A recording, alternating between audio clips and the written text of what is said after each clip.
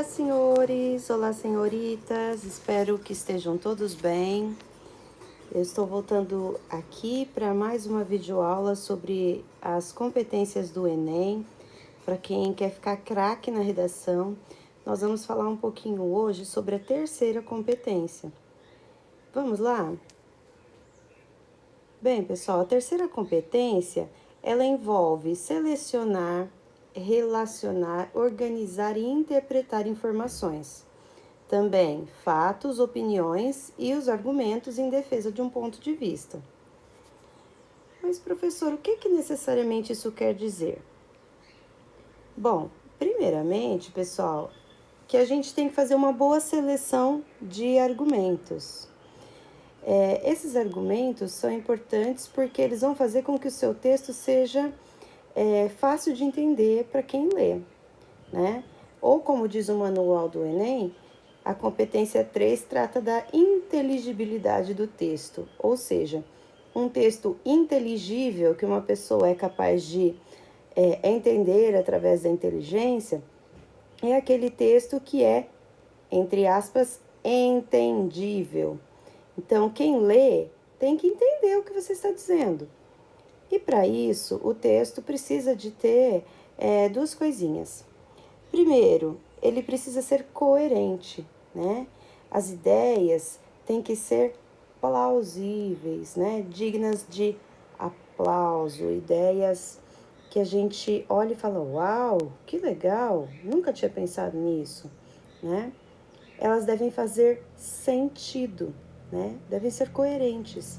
Se elas forem coerentes e você olhar e falar, puxa, essa é uma boa ideia, o seu texto vai ser entendido por aquela pessoa vai parar para pensar no assunto que você está mencionando, certo? Isso é muito importante, pessoal. Mas para atingir isso dentro do texto, o texto tem que ser bem pensado. Por isso que essa competência também, ela avalia o planejamento da escrita, que é o que o Manual do Enem chama de projeto de texto. Então, tudo que é bem feito, bem executado, tem que ter um projeto ou um planejamento prévio, né? Primeiro a gente planeja, depois executa. Na redação do Enem é a mesma coisa, pessoal, certo? Nenhum prédio fica de pé se não tiver um bom projeto, uma boa estrutura. E a nossa redação tem que ser um projeto bem acabado, não é? Agora, para que o texto seja realmente inteligível, a gente precisa selecionar bem os argumentos. Pessoal, esse é o primeiro e mais importante passo da redação. Não adianta a gente achar que vai começar a escrever e as ideias vêm vindo, vêm fluindo, que às vezes não é a melhor opção, pessoal.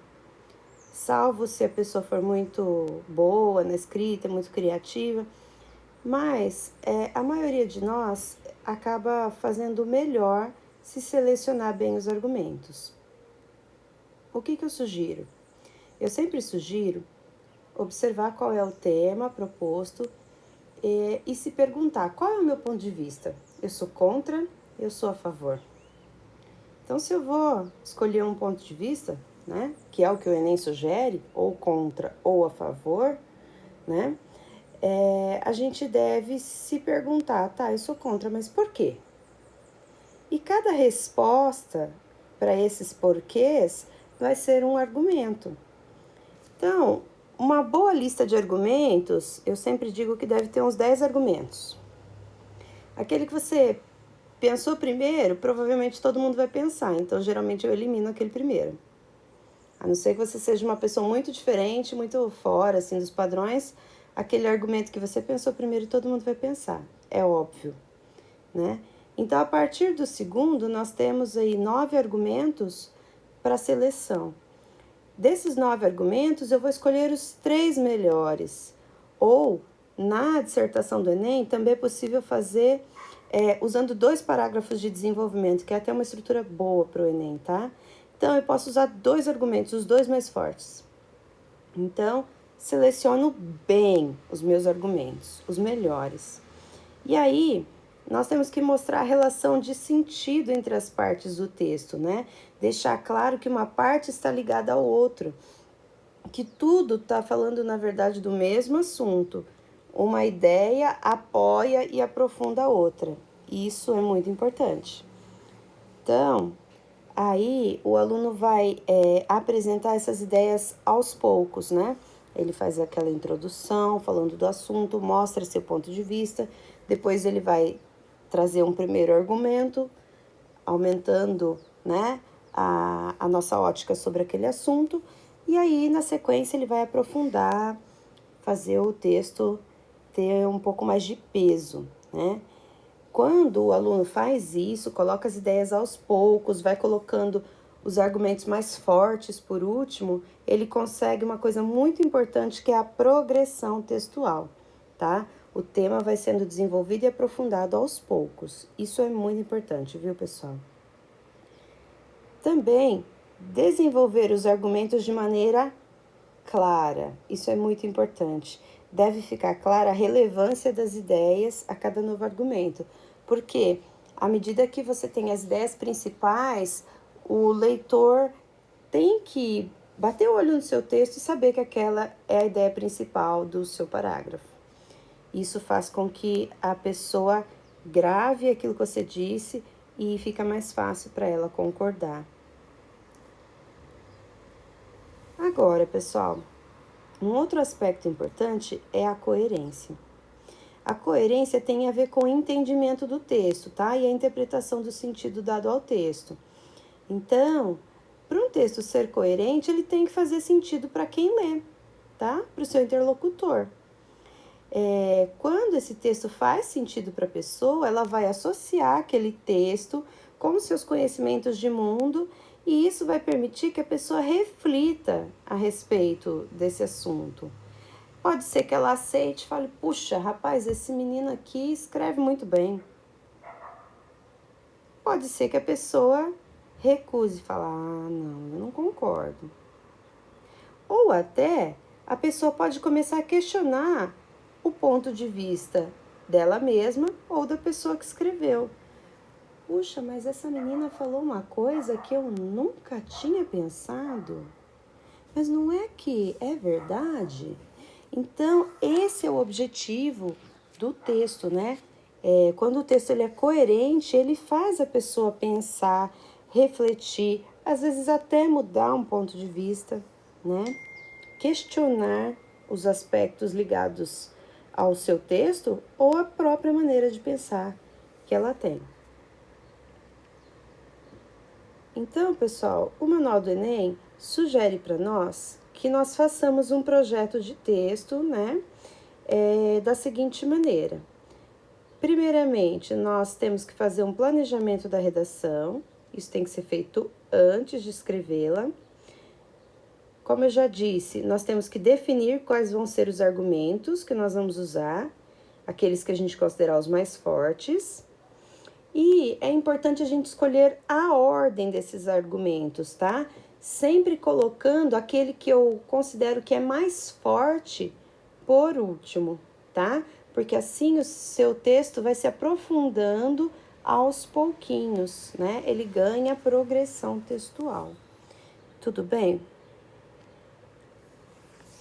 Mais algumas recomendações são reunir todas as ideias ou todos os argumentos que vierem à mente. Depois, escolher os melhores, né, os argumentos mais pertinentes e organizá-los de uma maneira coerente. Não adianta, pessoal, nós termos um bom argumento e várias ideias que não fazem jus a esse argumento. Então, tudo que eu digo dentro daquele parágrafo tem que ser organizado e lógico, tem que ser coerente. Então, quando nós estivermos fazendo a seleção dos argumentos, o argumento é bom? Ótimo, vou usar esse argumento. Mas o que eu vou dizer para desenvolver esse argumento?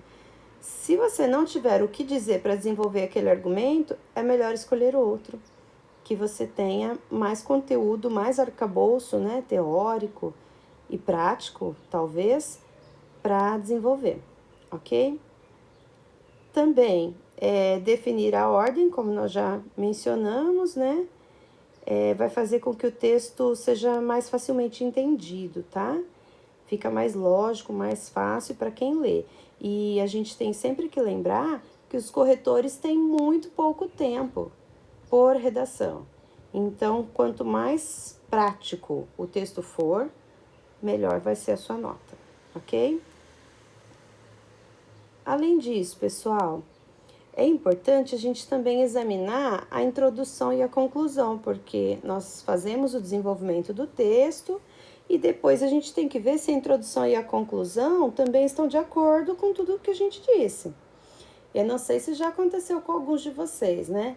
De começar a escrever e depois no fim do texto falar assim: puxa vida, gente, olha, eu comecei a escrever, escrevi, e no fim das contas eu escrevi tudo diferente do que eu queria.